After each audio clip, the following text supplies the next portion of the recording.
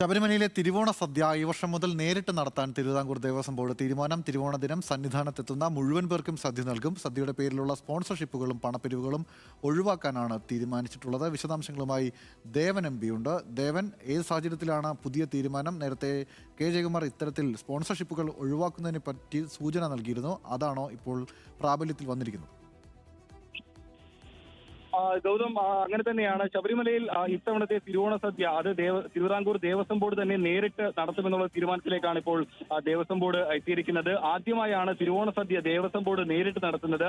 മുൻപെല്ലാം തന്നെ ഈ തിരുവോണ സദ്യയുടെ ശബരിമലയിലെ തിരുവോണ സദ്യ വിവിധ വ്യക്തികളും ഒപ്പം തന്നെ സംഘടനകളും എല്ലാം തന്നെ സ്പോൺസർഷിപ്പിലൂടെ ആയിരുന്നു നടത്തിയിരുന്നത്. എന്നാൽ അതിന് പിന്നിൽ വലിയ ആരോപണങ്ങളും ഒപ്പം തന്നെ ക്രമക്കേടുകളും എല്ലാം തന്നെ കണ്ടെത്തിയിട്ടുണ്ടായിരുന്നു. ഇതിന്റെ കൂടി അടിസ്ഥാനത്തിലാണ് ഇപ്പോൾ ഈ തിരുവോണ സദ്യ ദേവസ്വം ബോർഡ് നേരിട്ട് തന്നെ നടത്താൻ തീരുമാനമായിരിക്കുന്നത്. തിരുവോണ ദിവസം സന്നിധാനത്തെത്തുന്ന എല്ലാ ഭക്തർക്കും തിരുവോണ സദ്യ നൽകാനുള്ള ഒരു തീരുമാനത്തിലേക്കാണ് ഇപ്പോൾ ദേവസ്വം ബോർഡ് എത്തിയിരിക്കുന്നത്. മുൻപ് ഗൗതം സൂചിച്ചതുപോലെ തന്നെ പല ശബരിമലയെ ബന്ധപ്പെട്ടുകൊണ്ട് തന്നെ പല ഈ പൂജാക്രമങ്ങളും ഒപ്പം തന്നെ വിവിധ പരിപാടികളും അത് ഈ സ്പോൺസർമാർ മുഖേന നടത്തുന്നത് വലിയ രീതിയിലുള്ള വിവാദങ്ങൾക്ക് വഴിവെച്ചിട്ടുണ്ടായിരുന്നു. പ്രത്യേകിച്ചും ശബരിമല സ്വർണ്ണക്കൊള്ളയ്ക്ക് ശേഷം ശബരിമലയിലെ ഇടപാടുകളിൽ ദേവസ്വം ബോർഡ് കൂടുതൽ ശ്രദ്ധ ചെലുത്തുകയും ഇത്തരത്തിലുള്ള സ്പോൺസർഷിപ്പുകൾ പരമാവധി ഒഴിവാക്കിക്കൊണ്ട് പല ചടങ്ങുകളും ദേവസ്വം ബോർഡ് തന്നെ നേരിട്ട് നടത്തുന്ന ഒരു തീരുമാനത്തിലേക്ക് എത്തിയിട്ടുണ്ടായിരുന്നു. അതിന്റെ കൂടി അടിസ്ഥാനത്തിലാണ് ഇപ്പോൾ ശബരിമലയിലെ ദേവൻ എം പിയാണ് വിവരങ്ങൾ നൽകിയത്. എന്തായാലും പുതിയ തീരുമാനത്തിലേക്ക് എത്തുന്നത് ഈ അനധികൃതമായി നടക്കുന്ന അല്ലെങ്കിൽ പണപ്പിരിവുകൾ ഒഴിവാക്കാനാണ് എന്നാണ് ദേവസ്വം ബോർഡ് നൽകുന്ന വിശദീകരണം.